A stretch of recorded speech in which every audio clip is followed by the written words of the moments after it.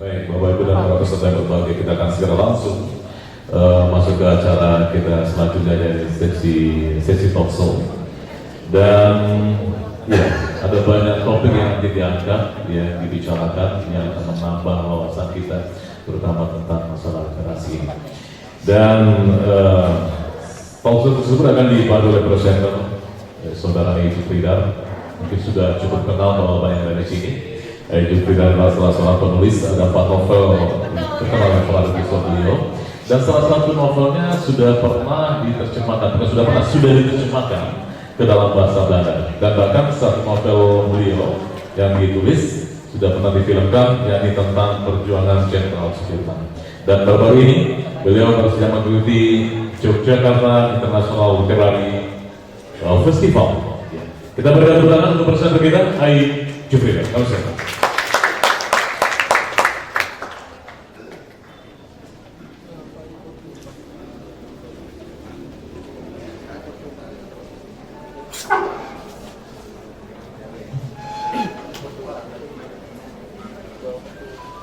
Bismillahirrahmanirrahim. Assalamualaikum warahmatullahi wabarakatuh.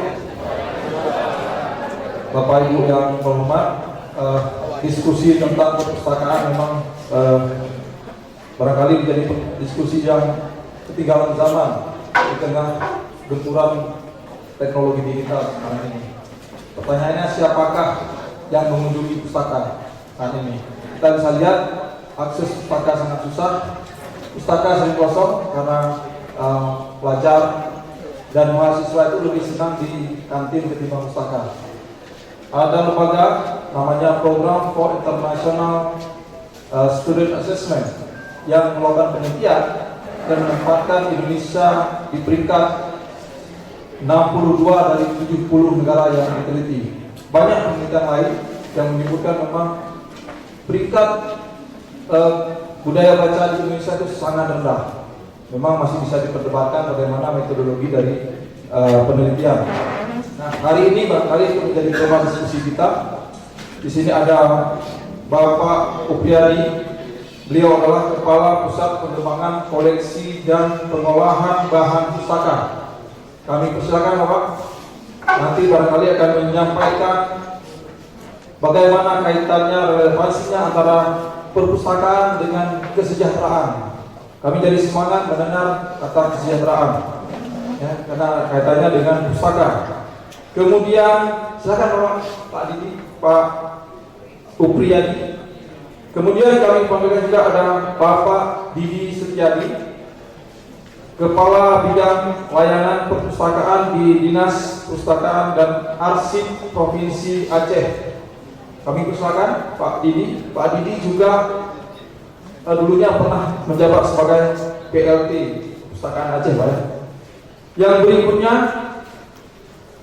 ada Bapak Rektor Universitas Malikul Saleh, Bapak Dr. Herman Fitra, yang baru kemarin mencatatkan prestasi yang luar biasa karena salah satu prodi, yaitu prodi manajemen, mendapatkan akreditasi A. Ini prestasinya tentunya berkaitan juga, salah satu itemnya yang diperiksa oleh asesor adalah tentang perpustakaan. Nanti Pak Rektor akan menyampaikan proses kreatif. Bapak Rektor ini sudah menyelesaikan banyak buku, tetapi bukunya sebagian besar sesuai dengan bidang ilmu beliau tentang teknik. Nah, untuk kesempatan pertama, Pak Yusri, nanti didata ada juga, ya. Pak Yusri nanti dari Kepala Dinas Perpustakaan dan Kearsipan Daerah. Berarti kursinya harus tambah satu lagi, tolong ya. Nanti akan menyampaikan bagaimana kondisi perpustakaan di daerah dan pengembangannya seperti apa. Untuk sesi pertama, kami persilakan Bapak Upriyadi yang akan menyampaikan. Waktunya disesuaikan, Bapak. Kita nanti sampai zuhur, nanti disesuaikan saja. Terima kasih Pak Moderator. Assalamualaikum warahmatullahi wabarakatuh. Saya diberi tugas untuk menyampaikan materi ini. Jadi Bapak Ibu sekalian, di layar cukup banyak ininya, slide-nya. Cuma nanti saya pilih-pilih saja Pak ya. Jadi nanti Nanti saya pilih mana yang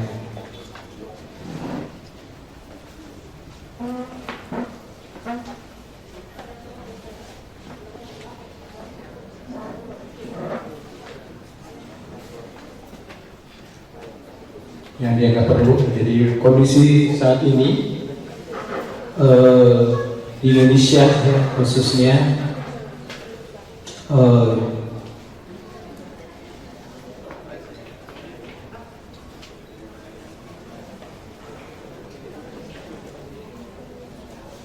izinkan saya berdiri ya Pak ya.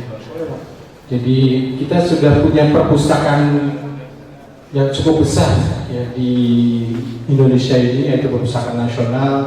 Kita punya di Jalan Merdeka Selatan perpustakaan tertinggi di dunia, tapi tertinggi, belum terlengkap belum ya, jadi tertinggi di Jalan Merdeka Selatan ini. Layarnya sudah cukup banyak. Tadi disampaikan oleh Mas Dedi bahwa kita selain buku yang printed, yang tercetak, kita juga punya buku yang e-resource, ada e-jurnal, ada e-book, ada juga yang Bapak Ibu tanpa melalui anggota bisa download, yaitu pakai e-pusnas. Itu bukunya cukup banyak yang diminati ya. Kemudian kita alhamdulillah ya, berdasarkan penelitian kita, Indonesia mencapai peringkat 17 negara tingkat frekuensi membaca tertinggi. Ini kabar gembira dulu ya. Kemudian lanjut. Kemudian kita Indonesia menduduki kedua perpustakaan terbanyak. Jadi kedua setelah Cina, India, kemudian yang ketiganya adalah Cina. Lanjut. Jadi ini kondisi yang nyata. Kemudian kita lanjut ini. Oke. Ya, proyek prioritas nasional adalah yang pertama adalah pembangunan manusia melalui pengurangan kemiskinan. Ya, jadi makanya tema hari ini adalah bagaimana meningkatkan kesejahteraan masyarakat. Kok perpustakaan bisa? Jadi pertanyaan wartawan seperti itu. Jadi kita bagaimana menyediakan koleksi ya, perpustakaan itu, kemudian dibaca oleh perpustakaan, ya, kemudian apa yang dibacakannya itu diaplikasi, diterapkan ilmunya, kemudian dia membuat sesuatu yang mungkin bisa menambah penghasilan. Dengan menambah penghasilan otomatis akan mensejahterakan diri dan keluarganya. Jadi akhirnya menjadi keluarga yang sejahtera ya, temanya seperti itu. Ini Pak, dasar perpustakaan nasional ya, bahwa Undang-Undang 43 tadi sudah disinggung bahwa perpustakaan adalah sebagai fungsi pendidikan, penelitian dan seterusnya. Kemudian di pasal 4 perpustakaan tentunya memberikan layanan kepada pemustaka pendidikan gemar baca, yang tadi ini dasar dari kegiatan hari ini. Baik, kita lanjut ke tugas atau fungsi perpustakaan nasional. Perpustakaan nasional yang pertama adalah berfungsi sebagai perpustakaan pembina. Jadi memang ini adalah amanah yang cukup berat atau perpustakaan nasional sebagai perpustakaan pembina semua jenis perpustakaan. Padahal di sebelah saya ini ada perpustakaan perguruan tinggi yang mungkin juga sudah bagus ya. Tapi kita punya kewajiban pembina, bukan hanya perpustakaan desa, tapi perpustakaan perguruan tinggi. Dan ini harus dilaksanakan. Yang kedua adalah perpustakaan rujukan. Bahwa perpustakaan nasional itu diharapkan menjadi titik akhir apabila di perpustakaan itu tidak ada. Ketika kita mencari, itu perpustakaan nasional itu harusnya ada. Ya, jadi makanya selengkap mungkin. Makanya kami kebetulan di Pusbangpol, Pusat Pengembangan Koleksi, tolong diadakan semua yang diinginkan oleh para pemustaka, supaya pemustaka tidak kecewa, gitu ya. Istilah pemustaka tahu Pak ya, pemustaka itu pengunjung, pengguna, pemakai, perusahaan adalah pemustaka. Istilah dalam Undang-Undang 43. Kemudian selanjutnya adalah perpustakaan penelitian. Jadi diharapkan perpustakaan nasional sebagai perusahaan penelitian artinya koleksi-koleksinya memang selain yang lama-lama naskah kuno dan sebagainya, kita juga ada koleksi yang baru seperti jurnal-jurnal, baik jurnal dalam negeri maupun luar negeri, e-jurnal. Kita juga melanggar. Anggarannya cukup besar, Pak, miliaran. Jadi kalau tidak digunakan oleh para pemustaka, maka hal ini ada negara rugi. Saya mohon di forum ini mohon ya, khususnya mungkin kalangan perguruan tinggi ya, kalau di jurnal atau e-book itu mohon dimanfaatkan semaksimal mungkin. Karena terutama adalah e-jurnal itu setiap tahun kita tidak memiliki, tapi kita hanya akses, tapi biayanya sangat mahal. Jadi ini menjadi PR kami bagaimana mempromosikan e-jurnal ini atau e-book ya. E-book juga kalau yang dari luar negeri sangat mahal. Nah, dengan adanya koleksi yang lengkap, baik yang lama maupun yang current, yang baru, ini dimanfaatkan sehingga untuk penelitian itu kita bisa manfaatkan, gitu ya. Jadi selain dari perpustakaan perguruan tinggi yang memang juga mengakomodir para dosen dan mahasiswanya. Ya, kemarin sih waktu Pak Jokowi launching atau membuka gedung baru, harapannya bahwa e-jurnal itu terpusat, tapi ternyata sulit. Ya, dan itu ketika kami coba harganya kalau terpusat itu mahal, berlipat-lipat. Karena kalau di perguruan tinggi dijual, itu mereka untungnya banyak. Tetapi ketika di perguruan tinggi itu di stop, anggarannya di perpustakaan nasional, maka yang harganya tadinya 10, nah dikalikan saja perguruan tinggi yang pernah melanggar. Jadi berlipat-lipat, gitu ya. Kemudian perpustakaan deposit. Jadi kita ada undang-undang selain undang-undang 43, ya, kita ada undang-undang 4 tahun 90 dan sekarang sudah revisi undang-undang nomor 13 tahun 2018 tentang serasi paket dan cetak dan karya rekam. Jadi setiap penerbit wajib menyerahkan 2 eksemplar kepada perpustakaan nasional. Supaya apa? Supaya apa yang ditulis itu disimpan di perpustakaan nasional, sehingga nanti generasi berikutnya tahu, oh, karya bangsa Indonesia ini masih tersimpan. Kemudian selanjutnya adalah pusat jejaring perpustakaan. Jadi perpustakaan nasional kan konsep perpustakaan itu tidak ada satupun perpustakaan yang lengkap, tidak ada di seluruh dunia, tidak ada. Makanya perlu ada jaringan kerjasama antar perpustakaan. Nah, perpustakaan ini mengkoordinir bagaimana perpustakaan ini ada jaringan. Nah, kita sudah terwujud, ya, baik melalui katalog induk nasional maupun melalui kita ada satu aplikasi namanya iOS, Indonesia One Shot.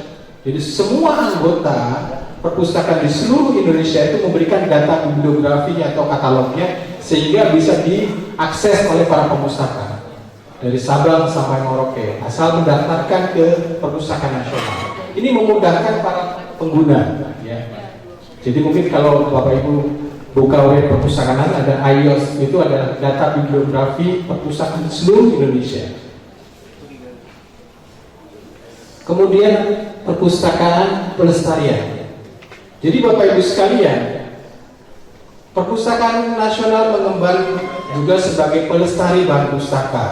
Maka di kami di perpustakaan nasional ada namanya pusat preservasi. Dan koleksi zaman Belanda, zaman kerajaan pun masih ada. Namanya naskah kuno atau manuskrip. Kita rawat baik fisiknya maupun informasinya. Dan sekarang secara bertahap kami akan coba mengalih-mediakan sehingga orang bisa memanfaatkan tanpa menyentuh. Jadi alih-mediakan kemudian bisa diakses oleh para pemustaka yang membutuhkan. Tapi fisiknya juga harus kita rawat. Makanya namanya satu pusat sendiri, pusat preservasi.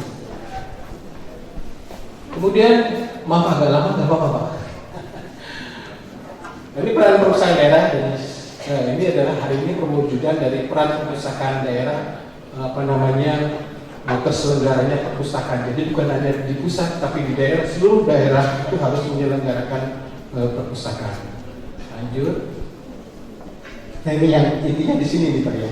Pustaka berkarya dalam meningkatkan kesejahteraan masyarakat melalui transformasi perpustakaan berbasis inklusi sosial. Satu adalah meningkatkan kegemaran membaca masyarakat. Jadi kita pustakawan atau pustakawan itu bagaimana mengajak para pustaka mau membaca dengan cara misalnya salah satunya adalah koleksinya harus up to date, terus ruangannya nyaman, kemudian petugasnya ramah. Semua berpengaruh bagaimana sehingga orang tersebut mau datang ke perpustakaan. Kita punya peran seperti itu. Kemudian meningkatkan keterampilan masyarakat. Jadi bisa nggak di dalam satu perpustakaan itu bukan hanya sekedar tempat membaca, tapi bagaimana ada suatu ruangan yang bisa tempat diskusi, bahkan tempat untuk praktek apa yang dibaca. Soalnya di Surabaya sudah ada seperti itu dan berhasil. Jadi melalui pustakawan dan jajarannya itu dia bisa meningkatkan kesejahteraan melalui penyediaan buku dan membacanya dan memandu pustakawanya, membantu, tidak membiarkan sampai ke pemasaran, dan ada juga yang diekspor hasil daripada membaca ibu-ibu rumah tangga. Kemudian meningkatkan kesejahteraan masyarakat tadi sudah saya singgung, kemudian menjadikan masyarakat berdaya guna dengan membaca tadi. Akhirnya adalah meningkatkan kesejahteraan masyarakat melalui literasi. Kemudian budaya baca dan literasi masyarakat pertama adalah melalui keluarga. Tadi saya ada wartawan tadi, siapa saja sih? Yang pertama adalah keluarga.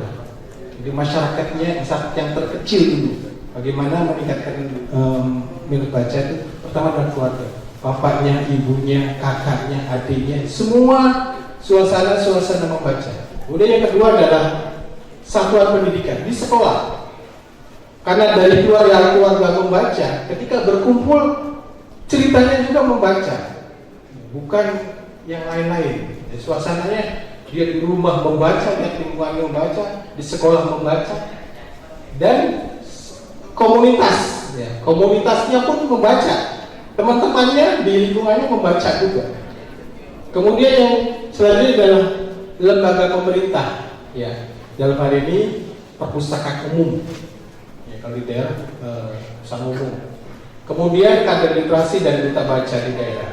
Kemudian selanjutnya apa? Peningkatan kualitas keberagaman koleksi perpustakaan dan rapat. Artinya baik segi jumlahnya koleksinya maupun kualitasnya itu harus dipenuhi. Kalau itu saja, ya itu ya sulit. Ya, orang akan bosan. Oh, sudah saya baca semua tuh satu rak itu. Makanya perlu ada. Maka di Perpustakaan Nasional ada program stimulus, bantuan koleksi, bantuan mobil keliling. Artinya sifatnya sementara, Pak, Bu. Jadi nanti selanjutnya mohon pemerintah daerah melanjutkan, mengadakan buku, membeli mobil keliling dan mendaya gunakannya tentunya ya. Jadi membeli bahan bakarnya dan seterusnya. Kemudian penguatan sosial budaya baca lintas generasi, ya. Kemudian pemaduan gerakan literasi dan budaya baca dan meningkatkan kesejahteraan masyarakat, perluasan akses layanan perpustakaan dan pendampingan masih untuk memperkuat literasi. Jadi ini saya pernah berkunjung ke Surabaya, itu sudah antara kerjasama antara perpustakaan umum dengan taman baca dan masyarakat setempat, dan itu sukses.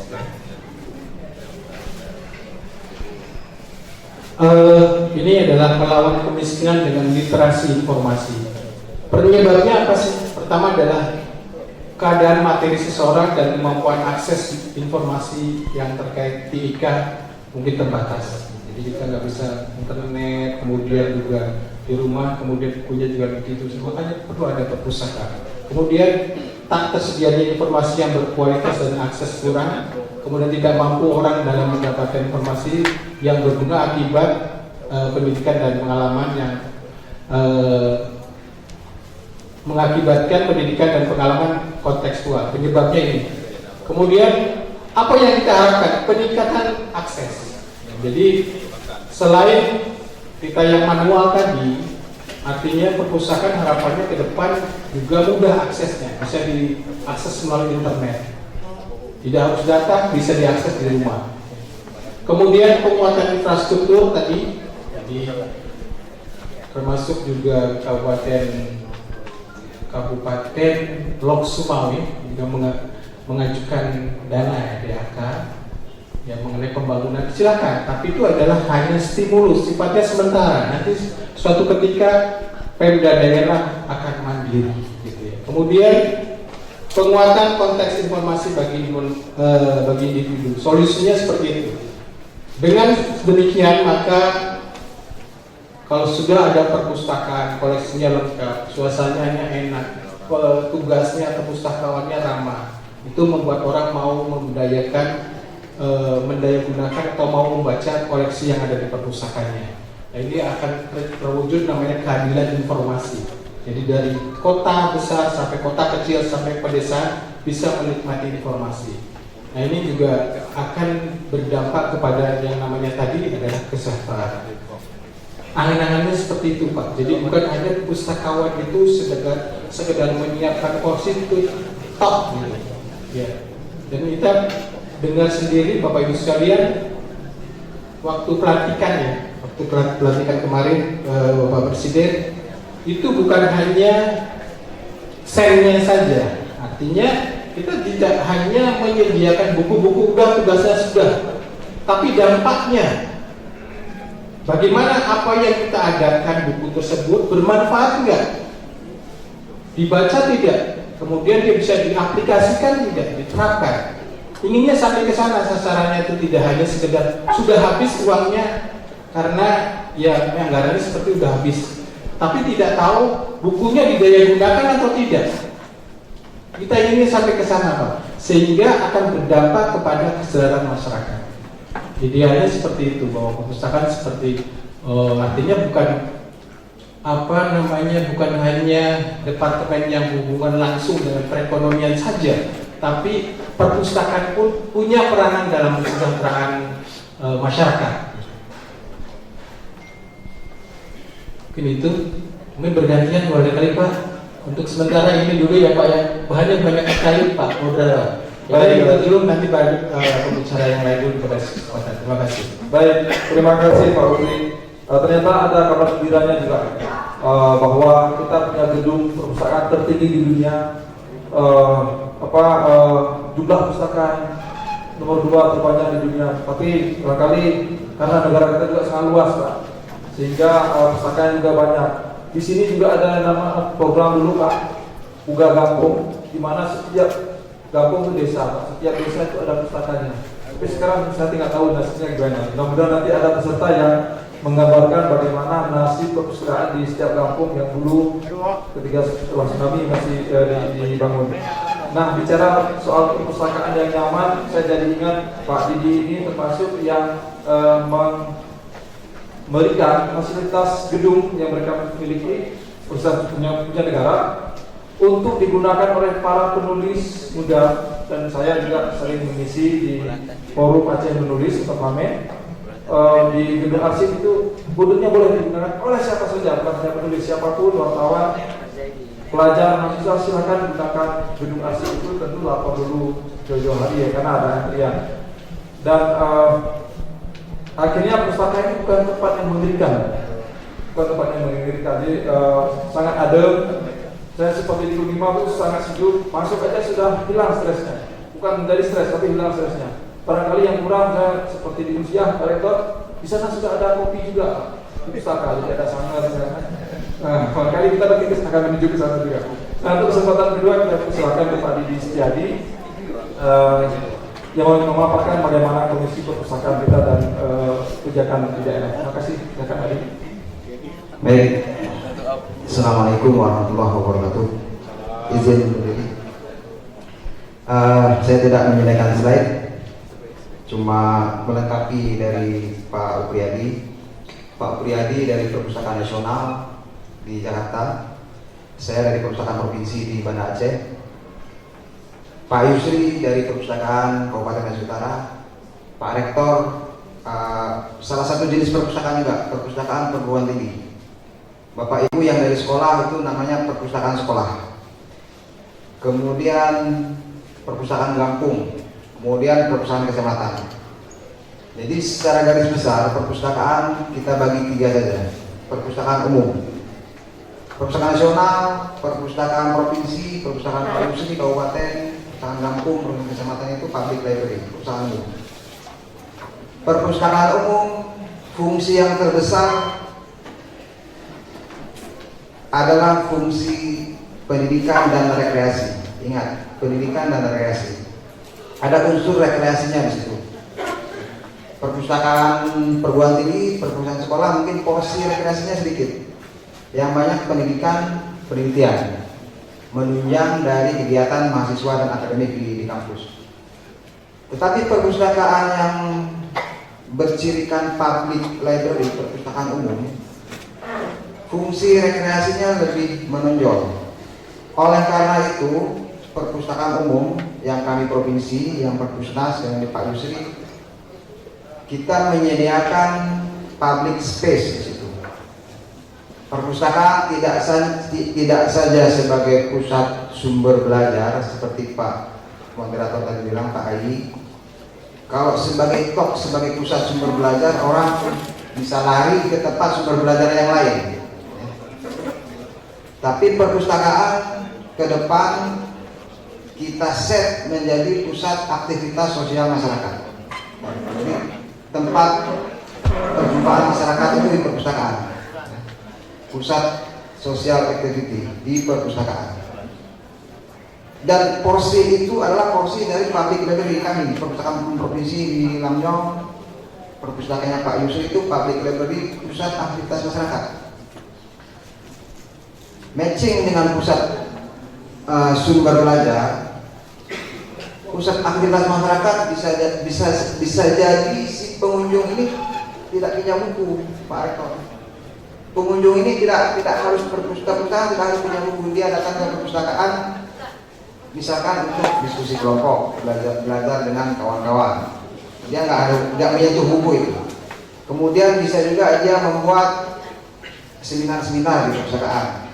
Bisa membuat workshop kecil. Kalau ibu-ibu PKK misalkan, ibu-ibu pengajian, membuat workshop kerajinan tangan, membuat workshop menjahit misalkan di perpustakaan. Kemudian juga itu bisa difasilitasi oleh perpustakaan ataupun tidak. Artinya kita cuma meminjamkan tempat.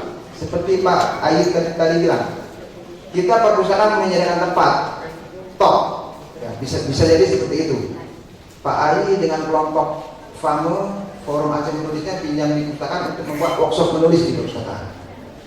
Bisa juga perpustakaan yang inisiasi kegiatan, misalkan membuat kursus-kursus bahasa, misalkan kursus bahasa Inggris, kursus bahasa Jepang untuk anak-anak kita semua, itu kegiatannya berpusat di perpustakaan. Kemudian yang lagi ngetrend sekarang adalah co-working space. Jadi perpustakaan sebagai tempat orang bekerja. Anak-anak muda sekarang pembuat game online itu dia bekerja di kafe-kafe, kerja di semua, misalkan di tempat-tempat luar yang ada wifi-nya. Kita sediakan di perpustakaan itu wifi yang bagus, kemudian tempat untuk mereka bekerja. Bisa jadi nanti muncul startup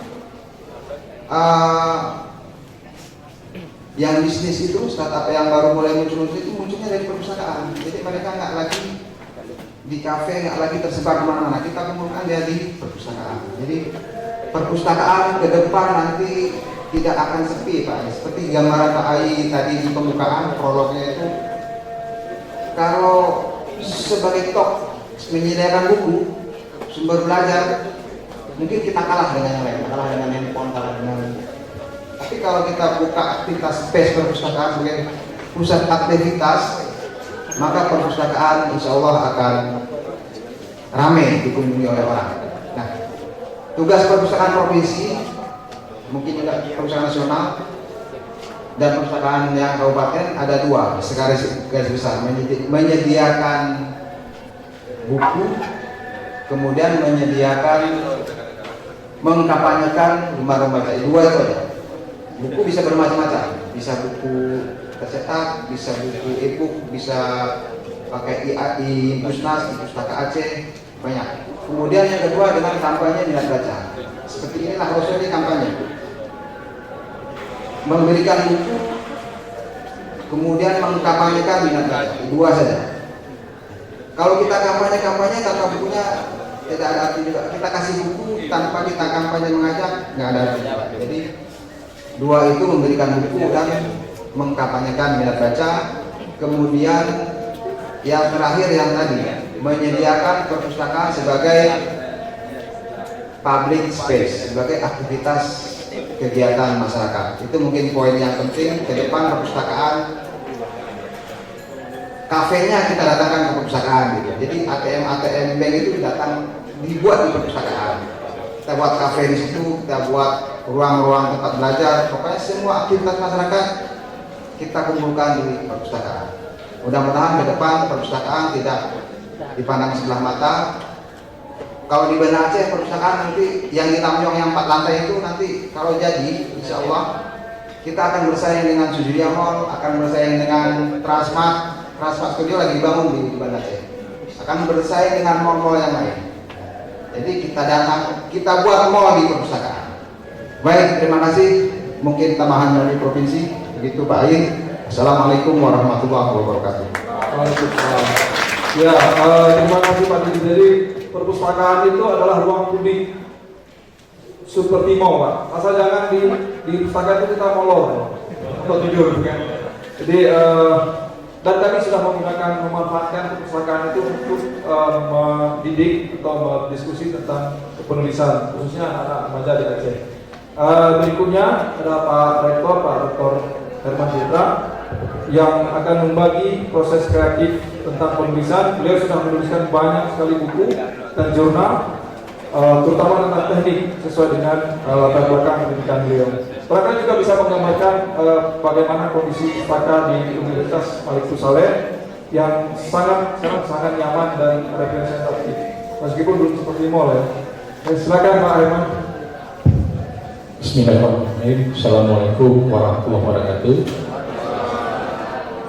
Alhamdulillahirabbil alamin wassalatu wassalamu ala asyrafil anbiya'i wal mursalin wa ala alihi wa sahbihi ajma'in. Amma ba'du.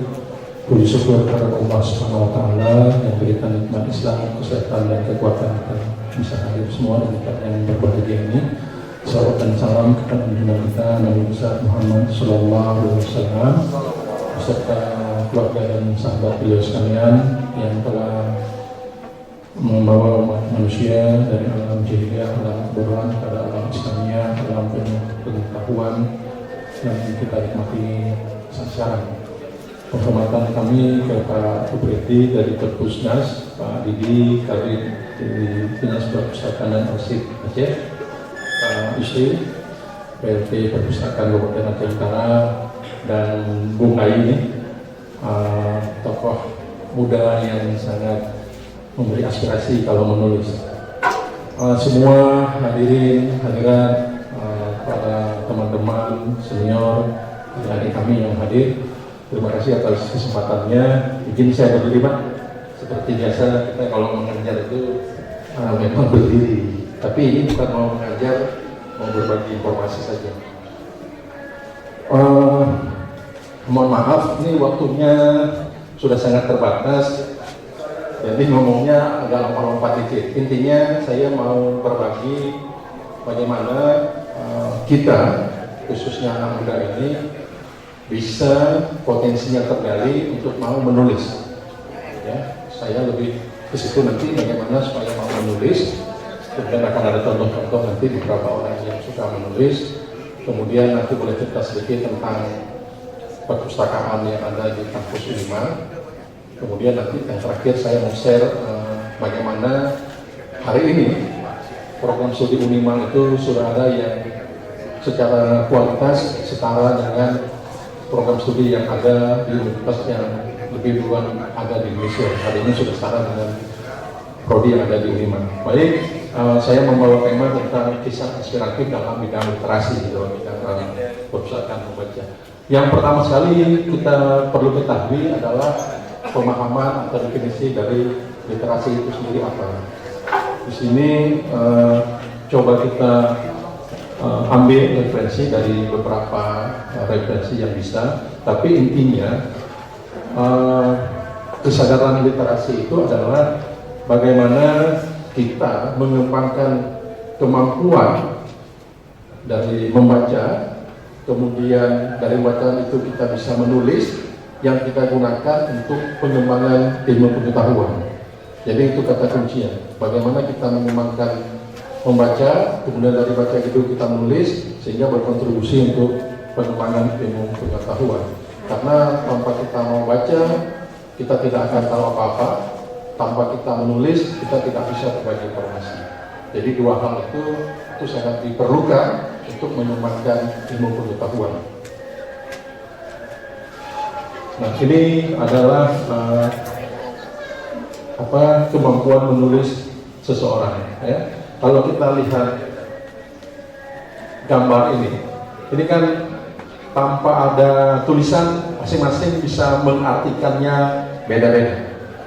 Tergantung kita mau lihat dari aspek mana. Ya kan?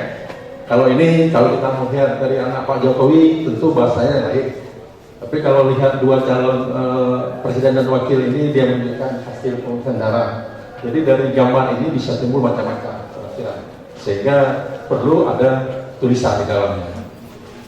Sehingga antara gambar dan tulisan itu bisa selaras. Tapi kalau kita nggak punya kemampuan menulis dengan baik, bisa yang kita tuliskan itu nanti bisa berbeda dengan gambar. Nah, jadi perlu ada kemampuan untuk menulis. Jadi apa itu fungsi tulisan? Tadi semintas saya katakan bagian kita untuk mengembangkan ilmu pengetahuan. Tetapi dari tujuan atau fungsi tulisan sendiri ada beberapa hal di sini. Kurang lebih ada 6.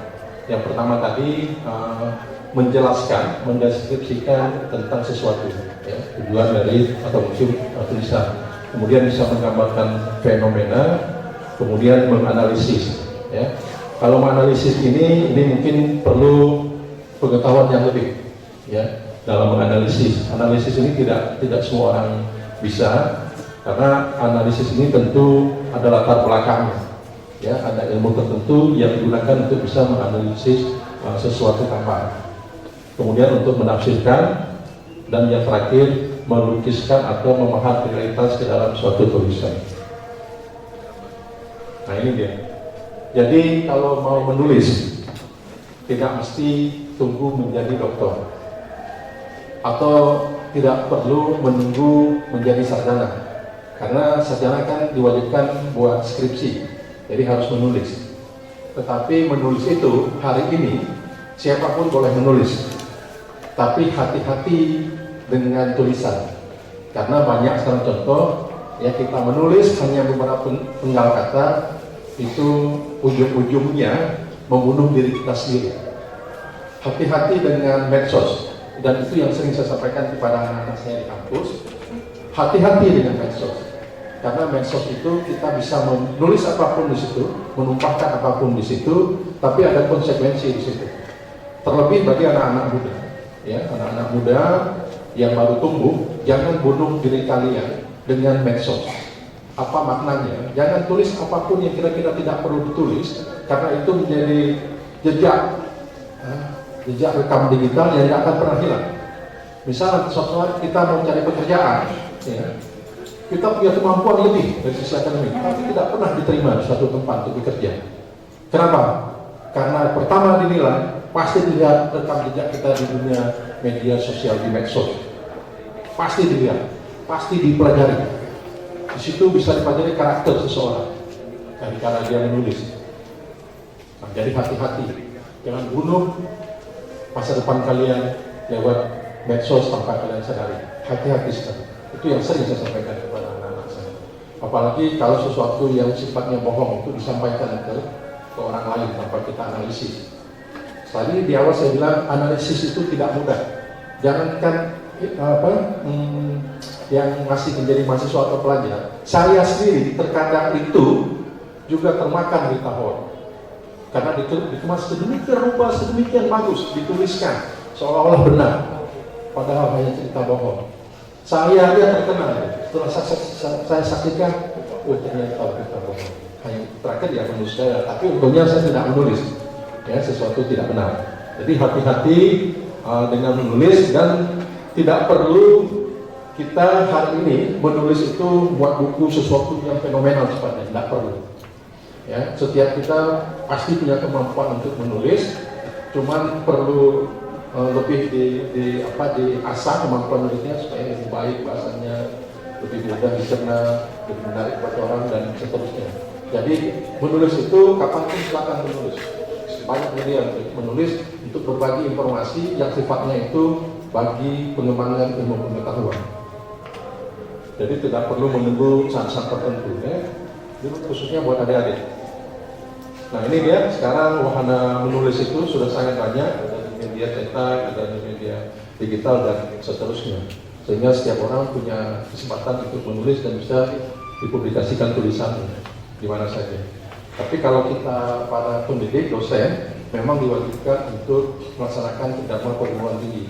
Salah satunya adalah penelitian. Hasil-hasil penelitian itu harus dipublikasi. Jadi publikasinya boleh lewat buku. Saya yakin hampir semua kalau pendidik itu punya buku, pasti dia menulis, ya sesuai dengan bidangnya. Kemudian selain menulis, kita juga diminta untuk publikasi di jurnal-jurnal, baik di dalam negeri maupun luar negeri. Salah satu hari ini kenapa prodi yang ada di Unimal itu sudah setara dengan prodi yang ada di Pulau Jawa, itu karena dosen-dosennya sudah banyak melakukan publikasi, banyak menulis, banyak melakukan riset. Dan itu salah satu keunggulan Unimal hari ini, sehingga prodinya ada yang sudah setara dengan perguruan tinggi lain yang lebih maju. Dan pada sisi penilaian riset itu memiliki nilai tertinggi. Dan riset itu kalau hanya disimpan di perpustakaan, disimpan tapi tidak dipublikasikan juga nggak ada artinya. Jadi selain dibuat penelitian, kemudian hasilnya dituliskan, tapi tidak boleh hanya tersimpan rapi di sudut-sudut meja di perpustakaan, tapi harus dipublikasikan. Hari ini sudah sangat mudah dengan adanya teknologi, sudah sangat mudah semua temuan-temuan publikasi itu bisa disampaikan sampai ke pelosok dunia ujung manapun lewat jaringan internet. Nah ini pasti kalau anak muda ya pasti suka dengan yang namanya bola. Ya. Jadi pasti anak-anak muda pasti suka membaca. Waktu masa kami dulu majalah bola, ya. Kalau sekarang mungkin sudah beralih, mungkin sudah ke media online. Kalau dulu masa saya muda itu hampir walaupun uangnya pas-pasan, tapi untuk beli tabloid bola itu di pala-pala itu diusahakan. Karena begitu gemar membaca berita olahraga khususnya sepak bola. Ya. Hari ini tidak perlu lagi harus membeli, ya asal punya jaringan wifi kita bisa akses. Ini tujuan menulis. Tadi tugas di awal sudah. Seperti saya sampaikan tadi, nggak cukup banyak waktu bisa cerita lebih detail karena sangat terbatas waktu. Nah, menulis, ya. Ini khusus juga buat adik-adik, sama juga seperti kami. Itu kalau menunggu ilham, ya nggak jadi nulisnya. Jadi kalau menulis itu apa yang kita pikirkan, tulis aja dulu semua. Tulis terus apa yang ada di pikiran kita. Jadi nggak perlu tunggu ilham, nggak perlu tunggu seperti wangsit itu baru kita tuliskan. Jadi apa yang terpikirkan dituliskan saja, dibuatkan dulu, nanti baru dirangkum kembali. Ya, ditarik benang merahnya, diselaraskan. Jadi tidak perlu menunggu sesuatu yang besar. Kemudian sama juga kalau ada mahasiswa di sini atau pelajar yang ada kewajiban menulis, jadi sama. Jadi menulis itu kita harus tekun, harus mau. Jadi kalau dilihat kenapa banyak mahasiswa itu kuliahnya lama selesai, hampir semua itu masalahnya pada saat menulis skripsi atau menulis tesis atau menulis disertasi. Nggak tahu menulis apa, karena keinginannya bagaimana membuat tulisan itu menjadi sempurna. Jadi belum apa-apa sudah terbebani, hasilnya harus sempurna, harus bisa, harus kuat dan seterusnya. Jadi nggak perlu mikirnya berat-berat. Tulis saja dulu apa yang kita tahu. Tulis saja apa yang kita rasakan, tulis dulu. Karena semakin banyak kita tulis, nanti baru bisa kita rangkaikan mana perlu tambah, mana perlu kurangi, mana perlu dihapus dan seterusnya. Tapi kalau nggak mau mulai menulis, itu nggak akan pernah selesai skripsi, tesis atau disertasinya. Atau mungkin kalau ingin buat buku. Kemudian menulis itu yang paling penting harus sabar, ya, nggak bisa serta-merta langsung jadi, pasti ada proses. Kemudian perlu ketabahan, ya, harus tabah, ya. Kemudian harus punya keikhlasan, karena hari ini kalau kami saja menulis itu harusnya mendapat royalti, tapi kalau untuk publikasi di jurnal yang bereputasi itu kita bayar uang pribadi. Jadi harus ikhlas menulis itu. Padahal kita punya temuan, punya semua kita yang buat, tapi waktu publikasi kita harus bayar lagi. Bayarnya mahal. Bayarnya mahal, ada yang sampai ke dolar, ada yang sampai kalau rupiahnya 60 juta kita bayar. Ada yang gratis, tapi ada yang bayar. Jadi perlu keikhlasan, ya, untuk berbagi. Kemudian harus punya motivasi yang kuat untuk bisa menyelesaikan satu tulisan. Ini ada kisah inspirasi dari penulis besar, cukup banyak di sini. Tapi saya pikir saya nggak perlu sebut satu-satu. Ada dari dalam dan luar negeri, cukup banyak. Mungkin ada yang pernah tahu, pernah lihat. Ini kalau perlu slide-nya silakan ambil aja. Kalau saya baca satu-satu, saya jelaskan satu-satu, waktunya mungkin nggak mungkin lagi sini, ya. Ini harus saya ketupat aja. Ya. Bagaimana bisa menulis? Jadi caranya ya tulis saja. Apa menulis tulis saja dulu. Jangan hanya di apa seperti diingat-ingat, dikala-kala ditulis, nanti nggak jadi tulisannya. Jadi bagaimana menulis? Ya tulis saja. Seolah jadilah dia. Sabar, tabah, ikhlas, ya, terus termotivasi, jadi tulisannya. Ya, jadi mulai. Kemudian jangan terlalu banyak teori.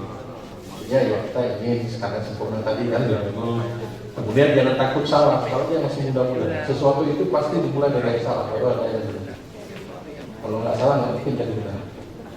Ya, jadi jangan takut salah. Kalau yang muda-muda ini baru-baru ini jangan takut, apalagi menyampaikan pendapat. Misalnya nanti takut pendapatnya ditertawakan kawan atau orang lain. Karena yang menertawakan itu sendiri belum tentu lebih baik dari kita. Ya, jadi jangan takut untuk menulis dan jangan menunda. Kalau cerita risiko, dia ada cerita risiko, ya, jangan pikir risiko. Kalau buat yang negatif itu pasti ada risiko. Ya, jadi berpikirnya yang positif. Ya. Kemudian jangan banyak kali berpikir terlalu banyak, nanti jadi ragu-ragu sehingga nggak boleh nulis. Kemudian kita harus banyak membaca supaya punya banyak pembanding, punya banyak referensi. Ya. Nah, apa yang perlu dibaca supaya kita bisa menulis? Jadi semua yang kira-kira menumbuhkan inspirasi, ya itu dibaca. Semua, apa saja boleh. Ya, apa saja boleh dibaca yang memberikan inspirasi buat kita. Nah, yang penting diperhatikan, tidak ada tulisan yang hadir langsung baik dan benar. Ya, tadi saya bilang jangan takut salah, karena tidak ada proses tiba-tiba terus jadi baik dan bagus. Pasti ada proses, ya, ada kekurangan, ada salah dan seterusnya. Kemudian jangan menyerah dan hati ketika tulisan kita belum cukup baik. Saya pernah menulis di jurnal terakreditasi nasional, itu sekian tahun ditolak terus ya, terima-terima. Aku udah lama. Tapi jangan pernah berkecil hati, akhirnya diterima. Ya, dengan tulisan terdekat. Jadi nanti kalau ada adik-adik yang mau menulis bisa kirim ke media. Terus kalau masih ditolak artikelnya jangan menyerah ya. Kalau masih ditolak nanti boleh belajar dengan bokai. Artinya bagaimana biar bisa diterima, biar bisa dapat honornya. Ini cukup banyak lagi caranya. Kemudian ketika menulis pandanglah siapa calon pembaca kita. Semoga yang bacanya ibu-ibu menteri yang cantik. Biar diapresiasi, nanti bisa dipanggil sama ibu menteri. Ya. Nah, kemudian untuk Unimal sendiri, tadi disinggung Mbak Ali, kita di Unimal memberikan apresiasi bagi yang menulis. Jadi kalau ada tulisan yang dimuat ya, di media massa, itu kita kasih apresiasi, ini nominalnya. Dan ini bukan hanya untuk dosen, juga untuk mahasiswa.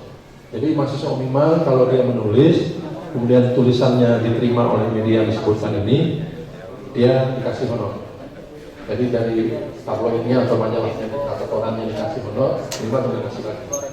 Jadi kalau ada adik mau kuliah di Unimal yang rajin menulis. Ya, kita kasih satu tulisan yang diterima, kita lagi. Ya, jadi ini saya undang ya, kuliah di Unimal.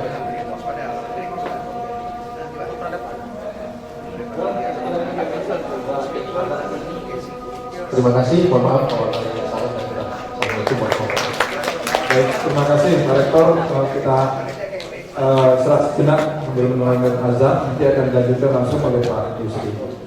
Bapak Ibu sekalian, adik-adik sekalian yang ingin mendapatkan bisa nanti minta sama Pak Dija di sini materi yang barangkali ini kalau ikut pelatihan menulis sama kami, sama saya, terus sama Ketum Hadi Idris dan yang lain di sini, materinya hampir sama seperti ini. Kali yang Pak Rektor lebih lengkap, referensinya barangkali ada berbeda, tapi intinya hampir sama. Nanti akan berguna untuk adik-adik sekalian dalam mengembangkan potensi menulis. Bukan hanya untuk menjadi penulis, tapi kita bisa menulis apapun. Itu yang terakhir, kami silakan Pak Yusri, Pak. Silakan untuk menyampaikan tentang bagaimana sih kondisi perpustakaan di Aceh Utara sekarang. Silakan Pak.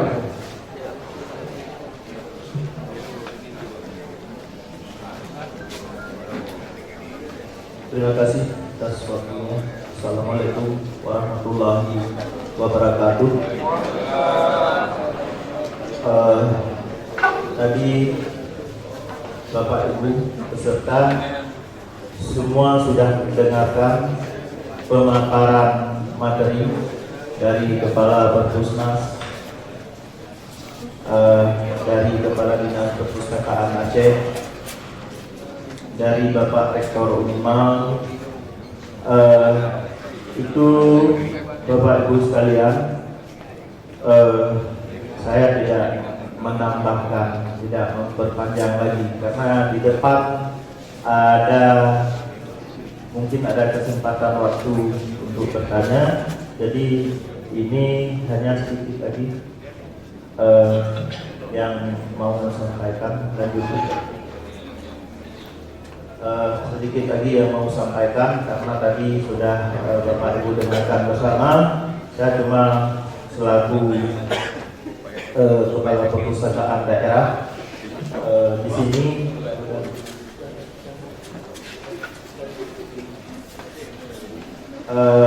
saya selaku Kepala Perpustakaan Daerah di sini meminta kepada Bapak Ibu peserta yang sudah kami undang dan yang sudah hadir di hari yang berbahagia ini, mohon dukungan semua pihak supaya perpustakaan ini semua mewakili dari perpustakaan, apakah perpustakaan gabung, instansi, perpustakaan pesantren atau daya, ini kepada Bapak Ibu mohon dihidupkan, digalakkan perpustakaan ini benar-benar menjadi perpustakaan kebanggaan yang seperti sudah disampaikan oleh narasumber kita tadi. Ini pesan dan harapan dari saya supaya itu tetap digalakkan Bapak Ibu. Ini layanan perpustakaan harus kita geluti dengan sebaik-baiknya, dengan serius mungkin. Kepada Bapak Ibu sekalian, mungkin di perpustakaan ini saya tekankan sedikit peran pustakawan. Itu pustakawan harus serba bisa, harus membuat perpustakaan itu nyaman, berguna dan bermanfaat.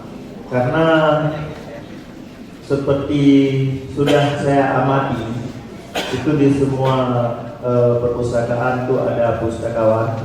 Pustakawan itu kerjanya benar-benar profesional, bukan pustakawan itu bukan tukang lap buku, itu bukan tukang susun buku. Jadi itulah orang profesional di perpustakaan yang harus menggalakkan dan menghidupkan perpustakaan.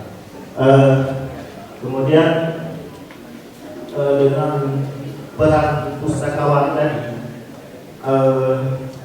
di sini saya sudah melihat dan mengamati itu semua sumber ilmu yang ada di buku perpustakaan itu harus menjadi keterampilan yang harus bisa digalakkan. Sebagaimana Bapak Ibu ketahui, kita banyak masyarakat kita yang masih males. Jadi itu hilangkan malas, itu tolong rajin membaca buku dan mengaplikasikan kepada keterampilan. Ini sebagai contoh, tetangga kita Pak jadi itu tetangga kita itu Medan itu Pak sudah maju Pak. Kalau dibandingkan dengan daerah Aceh, mereka lebih maju. Kita di sini Pak, pertanian dan peternakan itu masih mengandalkan punya orang Medan. Sayur-sayuran masih dibawa dari Medan. Buah-buahan itu juga masih dibawa dari Medan. Kemudian dengan peternakan Pak, itu telur Pak sampai setahun ke depan saya pikir masih ekspor dari Medan harus dibawa ke sini Pak untuk masyarakat Aceh konsumsi. Jadi semua itu kita harus bisa produksi sendiri, harus bisa kita galakkan sendiri supaya tidak perlu mengandalkan atau terikat dengan provinsi tetangga. Sepertinya kalau kita membaca buku, pasti di kalangan ibu-ibu itu bisa membuat kue. Ini kue yang pabrik kue dari Medan, itu semuanya dijual di semua toko-toko di Aceh, bukan produksi masyarakat Aceh.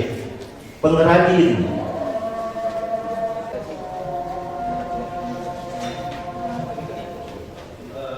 sedikit lagi tadi saya katakan pengrajin itu pengrajin industri rumah tangga itu tas, sepatu itu masih dibuat oleh orang Medan, dijual kepada kita semua. Berarti lebih pandai orang Medan daripada orang kita.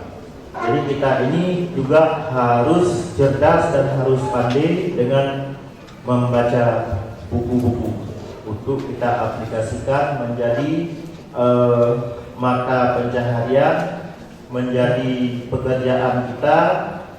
Ini sebuah hal untuk memberantas kebodohan dan kemiskinan. Next.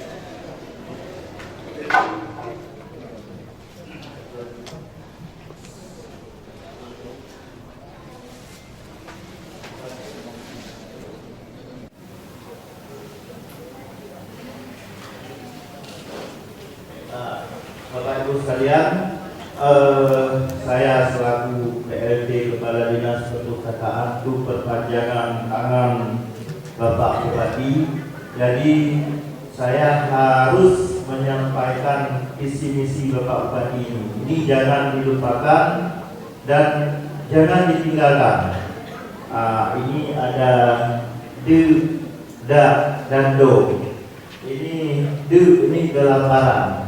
Jadi kalau kita nggak rajin, nggak mau bertani, nggak mau berusaha, ini resikonya itu oleh misi Bupati Aceh Utara itu minta diberantas, jangan ada kelaparan.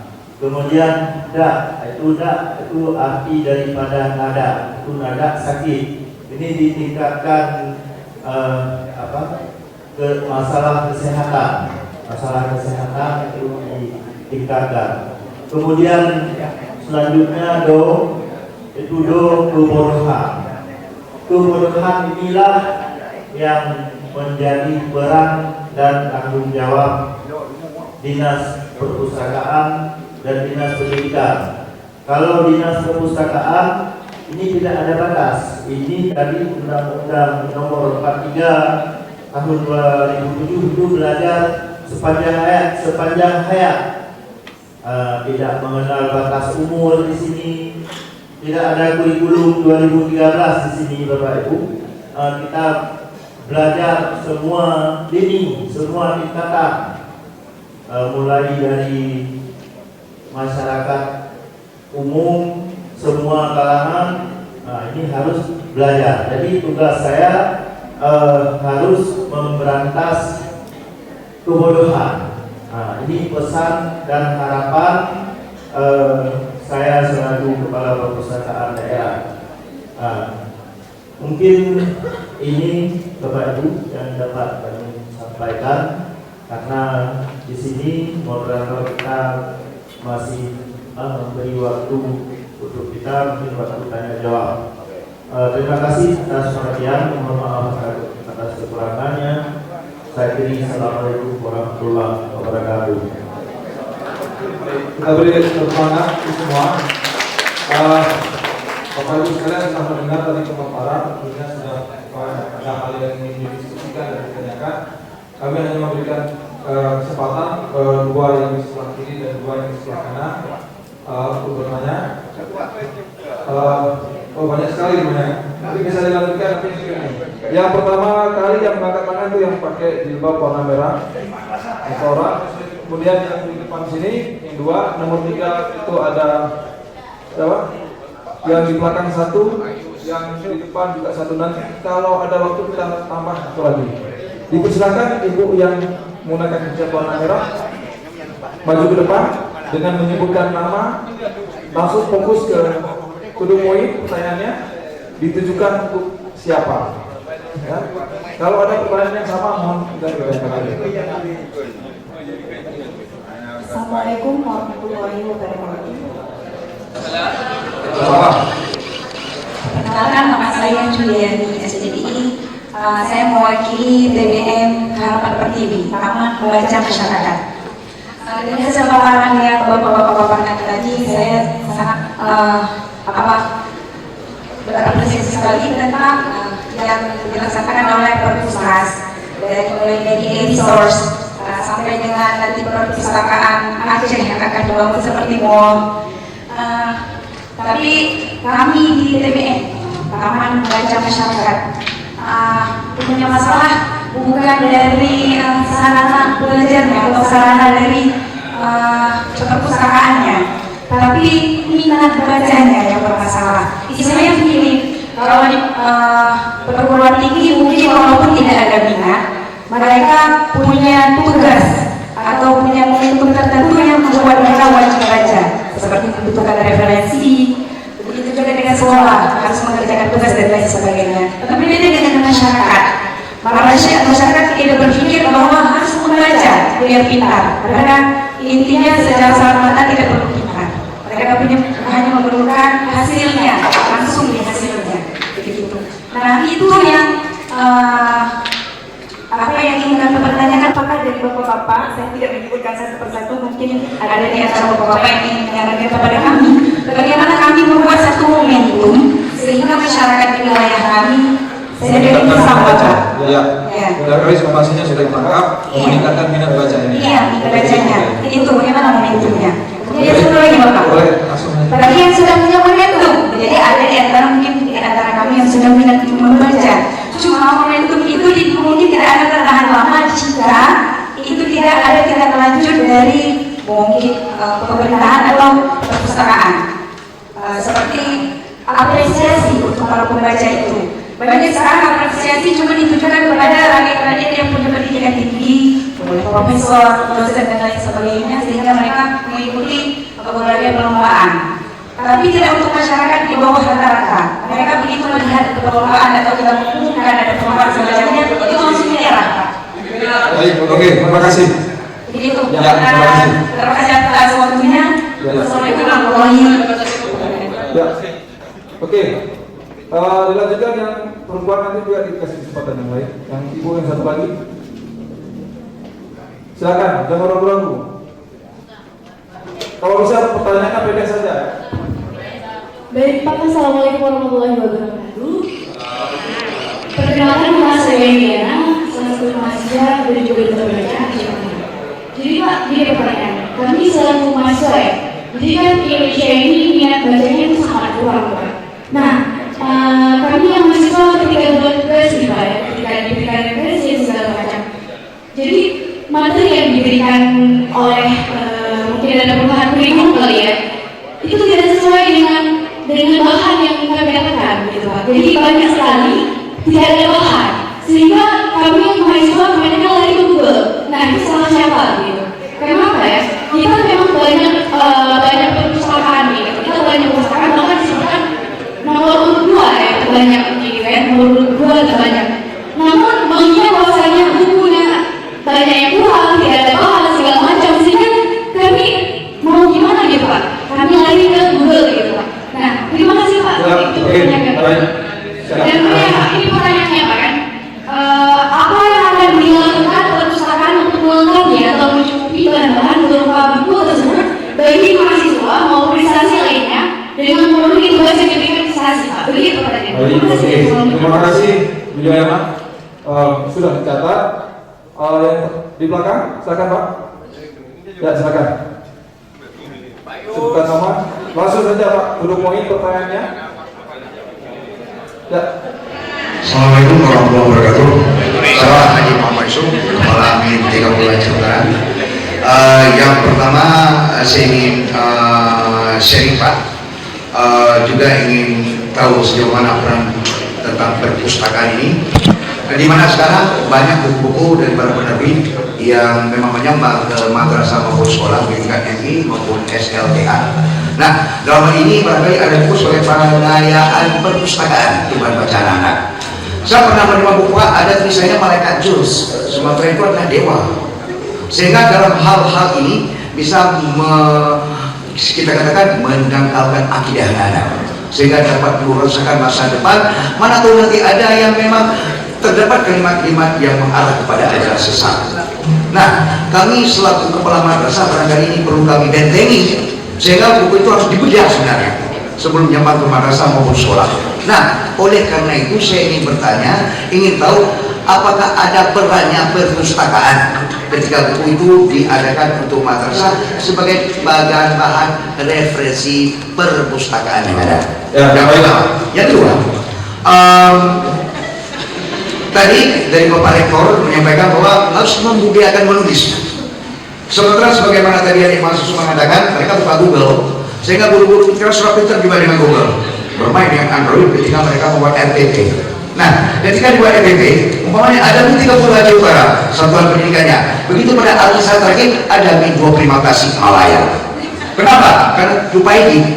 Nah, oleh karena itu mereka ada gemar membaca, bukan gemar menulis sebenarnya. Nah, bagaimana budaya contek ini, budaya menyetek ini dihilangkan secara pelan-pelan, apalagi sekarang zamannya IT, semua menggunakan Google. Dengan Google mereka hanya mencari, membaca, menemui, langsung mencatat, bukan menulis, mengeluarkan ide-ide yang ada dalam alam. Sehingga pola pikir ini harus kita ubah dengan kita gunakan kepala, tapi mari sama-sama kita gunakan hati dalam rangka berprestasi dan menjadikan hasil karya dan bangga hasil karya tersebut. Demikian, terima kasih. Assalamualaikum warahmatullahi wabarakatuh. Terima kasih Pak Usul. Semangatnya menggelora. Yang terakhir yang di depan, silakan.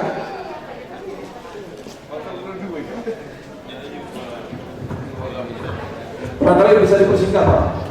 Baik, terima kasih. Assalamualaikum warahmatullahi wabarakatuh. Berdasarkan pemaparan dari yang sudah dilakukan oleh Bapak dari Pusnas tadi, bahwasanya saya selaku seorang pendidik bangga ya dengan adanya keberadaan Pusnas ya. Nama saya Joko Sudarsono, perwakilan dari MTSN 2 Aceh Utara.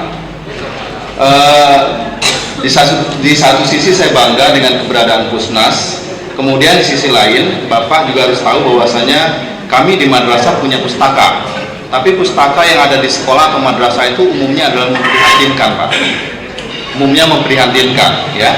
Dimana terkadang ada sekolah yang tidak punya pustaka, kemudian tenaga pustakanya juga tidak ada yang betul-betul pustaka, kemudian koleksi bukunya juga sangat-sangat terbatas. Yang paling banyak adalah buku-buku pelajaran saja, ya, yang mungkin siswa juga enggan membacanya.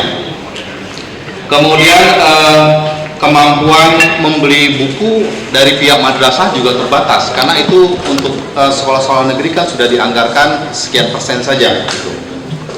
Kemudian sementara kami dari madrasah atau sekolah itu diharuskan melaksanakan yang namanya literasi atau budaya membaca kepada siswa guna meningkatkan kemampuan sumber daya manusia. Kemudian peran kami juga sama dengan peran Pusnas juga, ya, artinya mencerdaskan anak bangsa. Pertanyaan saya adalah sejauh mana seberapa besar tanggung jawab Pusnas terhadap atau memberi dukungan kepada kami yang ada di sekolah, ya, atau di madrasah kaitannya dengan pelaksanaan gerakan literasi, ya, karena seperti yang Bapak tahu kami kekurangan semuanya. Kemudian yang kedua, terima kasih kepada Pusda karena sudah menjalin kerjasama dengan sekolah saya terutama. Kemudian juga terima kasih kepada Pusprop yang sudah memberikan bantuan buku, ya. Itu saja, Pak. Assalamualaikum warahmatullahi wabarakatuh. Waalaikumsalam. Ada 4 pertanyaan, ada 4 penanya, Pak, tapi pertanyaannya banyak sekali. Antara lain tentang minat baca yang masih kurang, bagaimana ini bisa menjadi budaya. Terus bahan bacaan ini yang terbatas sehingga larinya ke Google ini hanya masih dicari sebenarnya. Ada juga tentang pengayaan yang mendasarkan akidah yang banyak beredar, dan juga kondisi perpustakaan yang sangat ini memprihatinkan. Siapa yang pertama? Pak Upri. Baik, terima kasih. Saya mau belakang soalnya yang kedua. Baik, terima kasih. Mohon izin Pak Rektor. Jadi pertanyaan pertama mengenai TBN, bagaimana cara meningkatkan minat baca. Jadi bukan hanya anak-anak, kalau anak-anak memang lebih mudah, jadi dibentuk waktu usia balita, dibiasakan. Tapi orang tuanya mencontohkan membaca, jangan suruh baca anaknya, kemudian orang tuanya nonton TV, itu nggak bisa, nggak efektif. Tapi kalau yang minat TBN ini mungkin maksudnya adalah orang dewasa, ya. Momennya bagaimana bisa kerjasama dengan perpustakaan umum, ya, kabupaten kota atau instansi manapun. Di kami ada namanya lomba minat baca.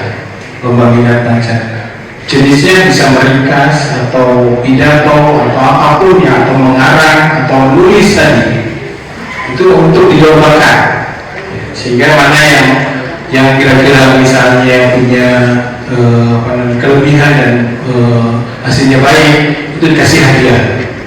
Kerjasama bisa juga dengan perusahaan umum atau perusahaan-perusahaan, ya, nanti ada sekedar untuk memberikan rangsangan. Tapi kalau untuk sampai tingkat nasional ada namanya lomba bercerita, tapi ini juga masih dibatasi untuk kelas SD.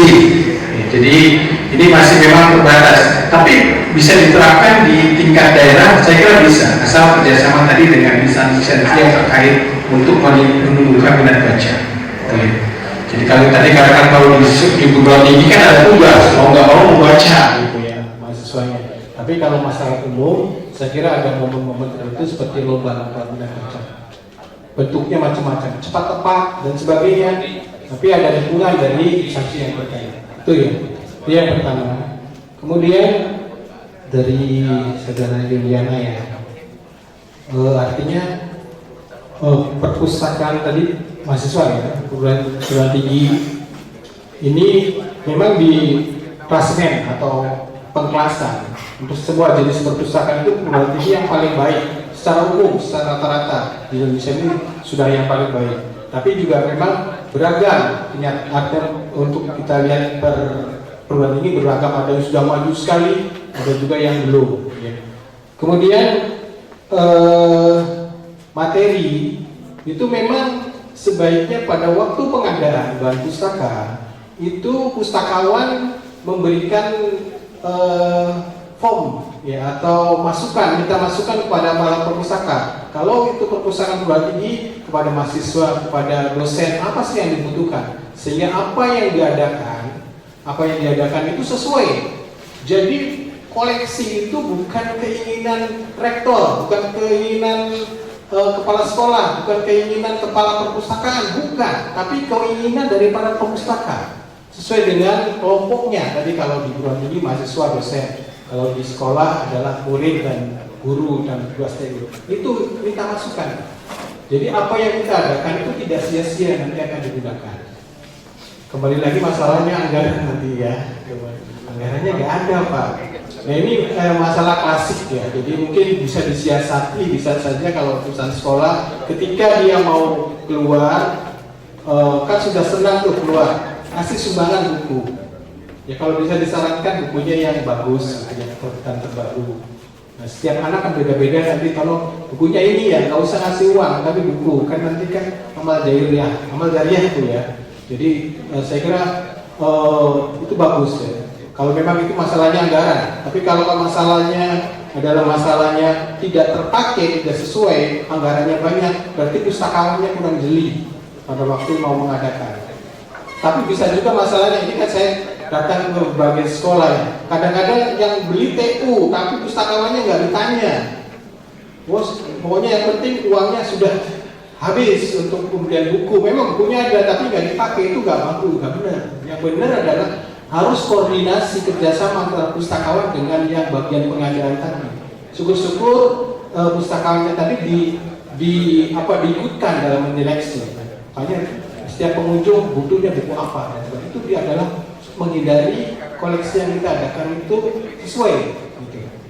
Yang itu Pak, peran pustaka terhadap buku yang mendangkalkan akidah tadi. Oh iya, baik. Nah itu masih ada berkaitan dengan pertanyaan Bapak tadi. Jadi apa sih peran pustakawan? Menyeleksi, ya menyeleksi bahan pustaka. Jadi pertama memang sih kita melalui judul, ya melalui judul larang kita bisa melihat bahwa ini memang kalau juga di judul sudah ketahuan isinya akan bisa menyimpangkan akidah, jangan dibeli. Ya, jangan dibeli yang merusak anak-anak yang misalnya untuk akidahnya. Jangan dibeli Pak. Jangan semua dipaksakan semua buku supaya beragam, enggak. Kan tujuannya untuk pendidikan. Jadi nggak usah dibeli. Itu mungkin untuk perpustakaan nasional sebagai arsip, untuk keperluan penelitian boleh dengan izin tertentu. Nah, tapi kalau untuk anak-anak yang dia belum tahu, ini bisa merubah akidah, bahaya. Jadi tugas pustakawan ini harus menyeleksi, tidak asal beli. Gitu. Kemudian lanjut Pak ya. Kemudian pengayaan, ya pengayaan. Jadi Bapak Ibu sekalian, tadi memang perusahaan sekolah itu yang banyak saya temui itu banyak buku-bukunya buku apa sih namanya, buku paket. Jadi isinya satu judul sekian ratus eksemplar sesuai dengan jumlah siswanya. Jadi sebetulnya konsep perpustakaan itu berbeda dengan buku paket. Perpustakaan itu lebih baik banyak judul daripada banyak eksemplar. Jadi boleh misalnya judul A, di perpustakaan taruh saja 3 sampai 10 eksemplar. Selanjutnya nanti di tempat yang lain. Ini karena ini kan dipinjamkannya, kalau buku paket kan 1 semester atau 1 tahun ya. Tapi kalau perpustakaan kan terbatas waktunya, sirkulasinya cepat, bergantian. Makanya yang terjadi banyak sekali buku-buku di perpustakaan sekolah itu isinya buku paket. Ketika kami akreditasi, wah ini Pak lengkap Pak, ini yang rap-rap lengkap. Tapi satu judul katakan 100 ini kurang bagus. Memang sih di dalam undang-undangnya harus memenuhi kebutuhan kurikulumnya, ya betul. Tetapi itu ini saja sampel aja berapa eksemplar dimasukkan di perpustakaan, sebagian mungkin di ruang khusus yang memang itu sirkulasinya kan setiap semester atau setiap tahun, jadi berbeda. Jadi tetap pada konsep perpustakaan adalah banyak judul, bukan banyak eksemplar. Judulnya diperbanyak, eksemplar cuma secukupnya saja, 3 sampai 10 lah maksimal. Gitu ya. Kemudian perpustakaan memprihatinkan koleksi terbatas, ini sama sudah terbaca, sudah kejawab dia. Jadi memang salah satu daya tarik orang itu mau datang ke perpustakaan adalah koleksinya selalu baru, selalu karun. Salah satunya ya adalah koleksi. Ya, walaupun misalnya nyaman, tapi koleksi nggak pernah beli, perpustakaannya akan ditinggalkan.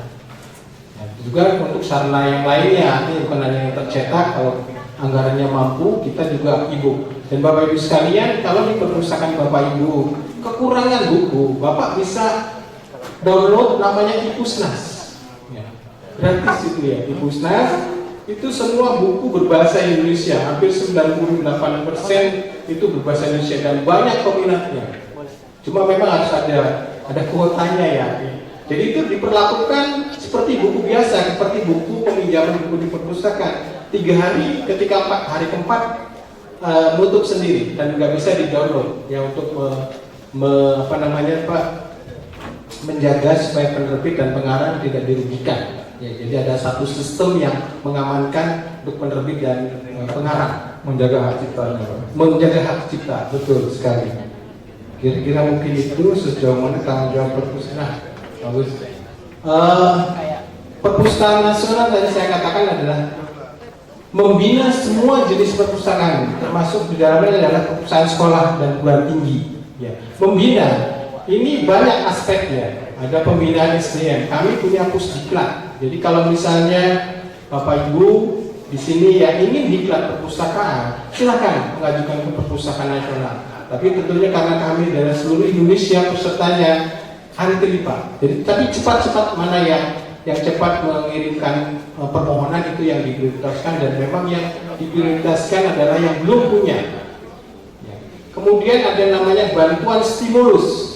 Ya, bantuan stimulus itu adalah bantuan buku koleksi yang sifatnya sementara, hanya pemancing saja. Seterusnya nanti dilanjutkan pada yang tadi meminta tadi ya, untuk pengadaan berikutnya. Kemudian kita juga menyediakan namanya pedoman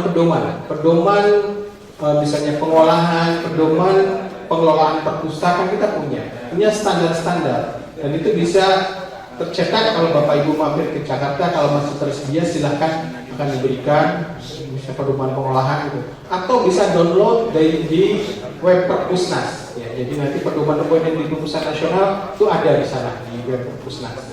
Tapi kalau pas sempat ke sana, kalau ada bukunya akan diberikan. Jadi SDM-nya kadang-kadang kita membantu yang sifatnya stimulus tadi, mobil, koleksi maupun pedoman dan pembinaan.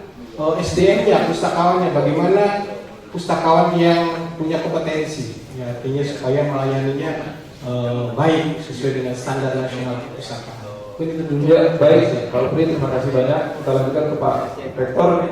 Ada mahasiswa tadi yang ngeluh Pak, bahannya kurang sehingga larinya ke pustaka Google. Ya, tadi ada beberapa yang sempat saya tangkap terkait yang pertama menumbuhkan minat baca di kalangan masyarakat. Kalau saya boleh berpendapat bagaimana caranya, saya pikir salah satunya memang itu dibuat kegiatan-kegiatan ya, atau perlombaan-perlombaan di mana sebelumnya yang mengikuti itu tentu harus membaca dulu, ada referensinya.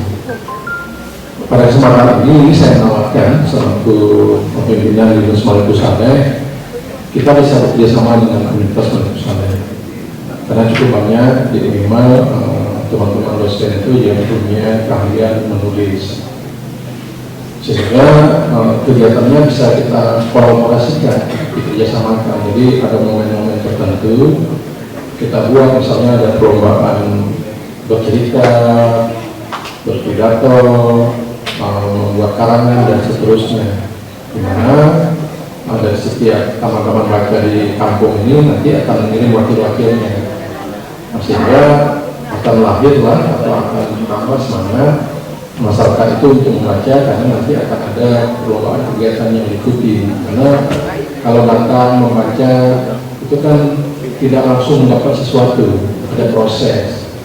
Nah, tapi kan kita sekarang kebanyakan maunya serba instan. Jadi kalau baca ada apresiasi ya, untuk membaca untuk membuka wawasan ya, untuk kita mendapat ilmu. Jadi kalau nggak membaca pasti nggak akan dapat ilmu.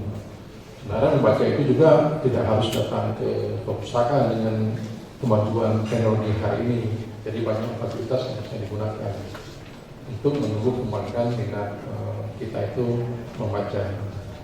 Apalagi ditambah hari ini dengan game online itu ya, yang meracuni anak-anak kita, jadi waktunya habis bermain game itu tanpa dia sadari. Dan itu juga saya pikir jadi satu tantangan buat kita bersama, bagaimana kemajuan teknologi ini tidak merusak anak-anak kita. Karena sebagian besar juga sudah habis waktunya bermain game online itu. Dan itu tidak hanya di masyarakat, juga di kampus. Jadi bandwidth yang kita beli atau kita sewa sekian besar, tapi habis hanya untuk anak-anak tertentu yang bermain game online. Nah, jadi saya pikir ya kita buat ada promo-promoan supaya memotivasi. Saya pikir itu. Nanti boleh kerjasama, boleh satu lima, bisa ketemu Pak Aing dan teman-teman yang lain. Karena kita juga punya tugas pengabdian masyarakat. Saya pikir itu nanti bisa dikawinkan programnya. Mungkin daerah didukung oleh perpustakaan Kabupaten Khususnya ya. Kemudian yang kedua, tadi ada adik mahasiswa menanyakan terkait referensi kalau cari buku sangat terbatas. Itu memang betul ya, itu memang kita sadari kalau cari yang hard copy terbatas. Sebenarnya salah satu caranya sudah betul lewat Google. Jadi Google itu kan alat pencari gitu. Mesin pencari yang kita perlukan. Artinya cuman orang sering bilang tanya Mbah Google. Sebenarnya yang jawab bukan Mbah Google. Mbah Google itu mesinnya. Jadi yang jawab tetap kita yang mengasih opini atau buat tulisan publikasi yang bisa dibaca oleh Google itu. Nah, itu juga terbatas memang. Kalau cari di Google terbatas. Jadi bagaimana caranya? Kalau riset-riset terbaru, ilmu pengetahuan terbaru, itu nggak semua bisa didapat secara gratis. Karena banyak yang harus berbayar. Nah, tapi ini mungkin bukan hanya ada, mungkin di tempat saya juga anak-anak saya itu yang belum paham sebenarnya. Memang universitas itu menghabiskan banyak anggaran sampai miliar itu berlangganan e-jurnal, ya, tapi tidak dimanfaatkan secara maksimal. Tadi saya bincang ya, dengan Pak Jadi dari Perpusnas, kita bisa menjadi anggota. Kita bisa download Pusnas. Jadi anggota daftar, bisa lihat macam-macam buku di situ. Jurnal bisa. Nggak berbayar, gratis ya Pak. Nah, jadi saya download tadi. Saya mau informasikan ke anak-anak saya, karena sering katanya susah cari referensi, nggak ada dan seterusnya. Nah, tapi ini sudah ada jalan keluar. Jadi anggota download lewat nanti masing-masing. Sekian banyak berlangganan Pak ya. Macam-macam. Insya Allah semua buku, jurnal yang terbaru sudah ada. Jadi insya Allah kalau kita mau, ini sudah ada jalan keluar. Tapi memang kalau mau datang ke perpustakaan, itu masih terbatas apalagi kita di daerah. Dan kita sekarang memang sudah tidak mendorong lagi perpustakaan dengan koleksi buku-buku hard copy yang disimpan gitu. Itu sudah kita kurang ya, karena seiring kemajuan teknologi, semua orang ingin cepat, ingin mudah. Kalau harus datang ke pustaka, tunggu dilayani, apalagi antri buku dan seterusnya, itu jadi orang malas datang. Jadi sekarang bagaimana kita dorong perpustakaan itu mengikuti perkembangan kemajuan teknologi. Jadi buku-buku yang bisa diakses secara online. Nah, itu juga sedang kita dorong termasuk Uniman. Ya, kita berlangganan buku-buku yang diakses secara online. Kemudian yang terakhir tadi Pak Yusuf itu terkait dengan tatanan akhlak yang rusak generasi muda. Jadi saya pikir memang ini bercerita di Unimal, Pak. Kalau di Unimal kita punya penerbit sendiri, Pak, Unimal Press. Jadi teman-teman di Unimal Press itu yang mereview bukunya, memeriksa kandungannya. Dan terkadang kita memang sering membuat kegiatan bedah buku, Pak. Jadi buku-buku dosen yang dia tulis, dia karang, itu kita buat cara bedah buku, kita undang para stakeholder untuk memberi masukan, menganalisis apa yang ditulis dan seterusnya, sehingga buku itu nanti pada saat disebarkan ke masyarakat itu insya Allah sudah ada yang mereview, sudah ada bisa dan seterusnya. Tetapi kalau yang di luar Unimal, kalau saya bisa berpendapat, apalagi sekarang kan dunia tanpa batas, kan? Kita tidak bisa lagi menutup diri. Jadi segala macam informasi itu bisa diakses. Nah, kalau itu caranya ya tentu kita harus membentengi diri kita dan anak-anak kita harus kita bentengi sehingga tidak mendapat informasi yang salah, yang keliru dan seterusnya. Jadi karena seperti itu. Tapi kalau ada buku-buku yang sudah beredar, saya kira itu kan bisa ditarik lah ya. Kalau bisa ditarik dilakukan untuk ditarik. Tapi untuk menutup akses, apalagi yang secara online ini, misalnya buku-buku dari dunia internasional, dari luar dan seterusnya, itu agak susah ya. Nggak bisa dibatasi. Dunia hari ini tanpa batas, Pak. Yang semua bisa diakses. Jadi kita bagaimana mengajar anak-anak kita, teman-teman kita untuk bisa membentengi diri terhadap begitu pesatnya informasi yang kita peroleh hari ini. Demikian itu Pak. Ya, baik. Terima kasih Pak Rektor. Assalamualaikum warahmatullahi wabarakatuh. Salah satu peluang yang disampaikan oleh Pak Rektor tadi adalah membangun kerjasama dengan Unima. Sebenarnya Pak Rektor, Forum Aceh Menulis itu selain kadang-kadang kita menggunakan tempat di Sukma, di sekolah Sukma juga kadang-kadang di kampus di Lancanggara karena dekat dengan kota juga digunakan secara gratis, disediakan untuk berdiskusi, membangun budaya literasi dan pelatihan menulis juga, bedah buku juga di sana. Tapi masalahnya kadang-kadang ini, jadi kan gratis. Ketika gratis kadang-kadang pesertanya nggak semangat. Ketika harus bayar baru semangat. Kadang-kadang lebih semangat mentornya dengan pesertanya. Kita hadir tepat waktu, pesertanya itu belum ada, kadang-kadang seperti itu. Nah ini juga masalah tersendiri. Pak Didi, dipersilakan Pak.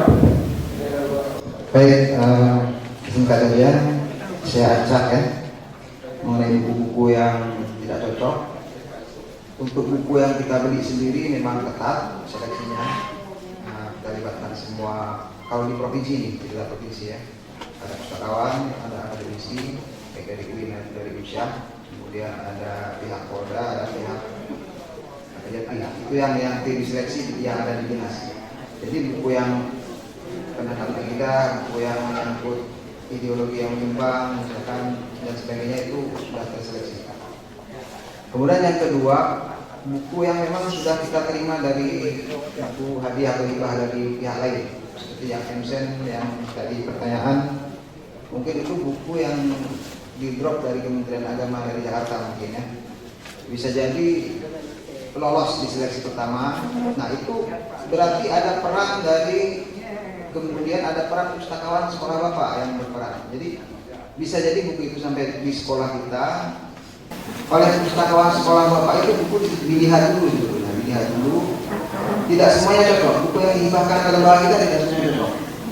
Dilihat dulu oleh dewan guru, oleh pustakawan, dilihat dulu mana yang cocok dipajang kira untuk anak-anak dan mana yang ditarik ataupun untuk konsumsi guru-guru aja. Itu peran-peran guru dan pustakawan sampai di situ.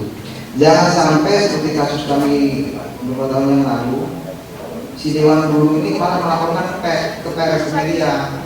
Jadi langsung di-blow up oleh media, kami yang disalahkan nanti yang pembelinya ini. Jadi kami ingin mohon ke pustakawan-pustakawan sekolah atau perusahaan kampung, kecilnya atau kepala sekolah atau gurunya, ketika ada buku yang hadiah atau hibah bukan kita ambil sendiri, dia kira-kira tidak cocok, disimpan dan dilaporkan, nanti kami ganti balik.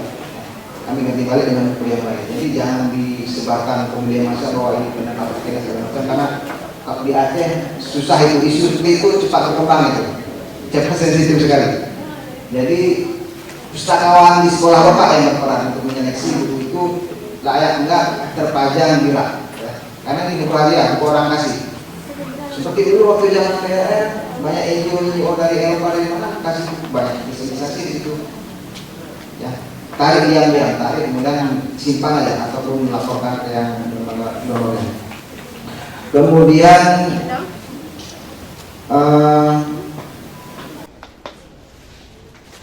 apalagi yang dari untuk provinsi, kalau minat baca umum lah ya, minat baca umum, kehilangan momentum. Jadi ketika kita sudah melakukan treatment tertentu, kemudian hilang loss momentum, akhirnya materi itu banyak gitu. Ya. Ketika anak-anak kita dari TK, SD, SMP sudah mau rajin membaca, tiba-tiba hilang momentum dan dia nggak rajin membaca lagi. Itu banyak, dan itu memang banyak faktor ya. Faktor bisa jadi dia bosan dengan buku, bosan dengan membaca dan sebagainya. Itu kita kasih kegiatan lain dulu. Jadi variasi kegiatan yang dipaksakan si anak untuk membaca. Kemudian yang terakhir saya mengungkapkan bahwa menurut World Cultural Score Index, spending time masyarakat Indonesia itu membaca sudah cukup tinggi, 6 jam per minggu. Ada beberapa negara Eropa itu bahkan di bawah kita, negara-negara maju di bawah kita, spending time-nya per minggunya. Kita 6 jam menghabiskan waktu untuk membaca. Cuma masalahnya yang kita baca itu adalah teks-teks yang kurang mendalam, teks-teks seperti teks-teks di pesan singkat WA ataupun di SMS, teks-teks di Google yang seperti itu. Mungkin risetnya pun juga membaca Al-Quran di malam hari oleh anak-anak itu mungkin juga di riset. Jadi 6 jam per minggu itu sudah cukup tinggi bagi Indonesia. Beberapa negara Eropa di bawah itu, ada yang 5 jam, ada yang 4 jam, ada yang 3 jam. Yang jadi masalah adalah membaca serius, membaca mendalam. Di readingnya ini yang kita kurang. Membaca buku selesai dari halaman 1 sampai halaman terakhir itu yang masih kurang tradisinya. Tapi kalau membaca secara umum, membaca WA, membaca apa itu semua kita bahkan kita berbincang dengan rekan-rekan di grup WhatsApp itu ya dengan membaca. Itulah mungkin tolak ukurnya itu. Masyarakat Indonesia kalau membaca sudah cukup tinggi spending time-nya. Menghabiskan waktu per minggunya itu 6 jam untuk membaca. Entah yang dibaca nggak tahu. Ya. Yang kurang adalah membaca mendalam. Deep readingnya ini membaca serius, membaca buku pelajaran, membaca novel dari A sampai Z, membaca apa, itu yang kurang. Itu yang mungkin bisa mungkin yang pertama dari keluarga, dari keluarga, dari tradisi, karena ini kalau bukan orang tuanya memberikan teladan ke anak itu susah. Memang susah. Kita tradisinya bukan tradisi membaca, kita tradisi lisan. Harus dari keluarga. Orang tuanya rajin membaca, pasti anaknya rajin membaca, itu otomatis. Dari sekolah, dari lingkungan, dari perguruan tinggi, tugas kita adalah menyediakan buku sebanyak-banyaknya. Kemudian mengkampanyekan seperti bentuk ini, lomba-lomba dan lainnya itu adalah bentuk kampanye. Sediakan buku sebanyak-banyaknya, mari kita berkampanye sebesar-besarnya, seheboh-hebohnya, dan kita tunggu apa respon masyarakat nanti, apa naik apa enggak. Minat membaca buku-buku ini. Baik, itu juga. Terima kasih Pak Didi. Pak Yusuf, makan atau sudah? Sudah ya? Pak, ini masih ada yang terakhir? Cukup ya? Baik, Bapak Ibu sekalian, memperkuat budaya literasi itu tidak akan selesai hanya dengan satu diskusi seperti ini. Itu adalah kegiatan yang harus kita lakukan terus-menerus. Ada satu buku biografi yang saya baca, biografi tentang Albert Einstein yang ditulis oleh Walter Isaacson.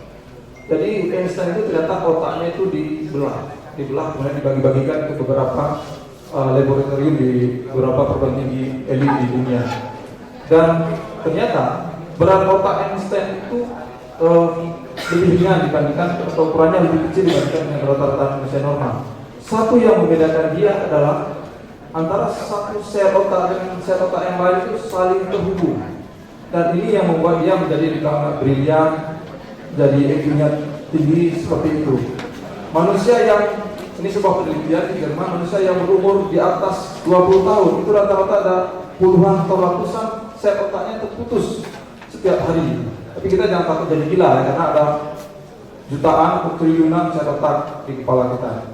Nah, salah satu upaya untuk meregenerasi pertumbuhan sel otak baru adalah dengan membaca dan menulis.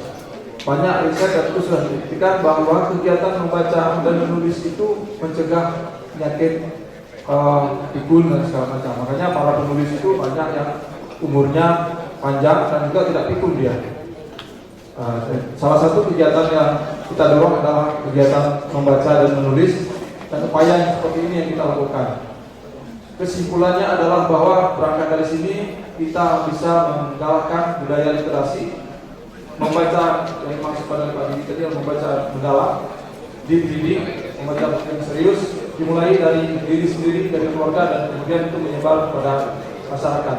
Demikian akhir dari diskusi kita hari ini. Saya mohon maaf atas segala kekurangan. Mungkin ada beberapa bagian yang ingin kita lanjutkan diskusi. Nanti sekalian sambil makan siang kita ada diskusi di belakang atau sambil menikmati makan siang. Dan Pak Upri sendiri akan meninggalkan Aceh Utara baru besok. Jadi ada waktu untuk berdiskusi dengan Pak Upri. Beliau itu menginap di Luxmawe, Pak, kalau nggak salah, di Luxmawe. Nanti bisa dimanfaatkan ini. Demikian, terima kasih atas perhatian Bapak Ibu sekalian. Mohon maaf sekali lagi. Billahi taufiq wal hidayah. Assalamualaikum warahmatullahi wabarakatuh.